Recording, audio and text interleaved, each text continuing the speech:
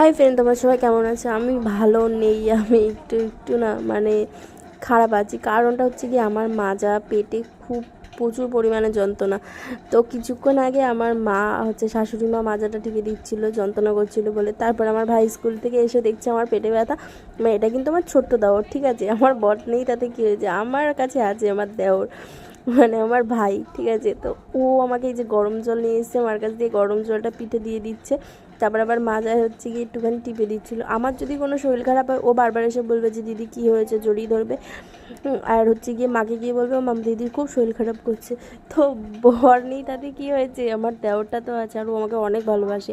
তো এরকমভাবেই আমাকে আগলে রাখে। আর হ্যাঁ, আরেকটা কথা, আমি যদি কোনো সময় মুখ ভার করে থাকি না, ও বলে কি কী হয়েছে দিদি, কী হয়েছে, মানে ওর মাথা খারাপ হয়ে যায়। এর জন্য আমি ইচ্ছে করে করে মাঝে মাঝে না হাসি না, মুখটা ভার করে থাকি, আর ও সেই ভয় পেয়ে যায়। তো দেখো কি পোংটামি করে যাচ্ছে তখন থেকে।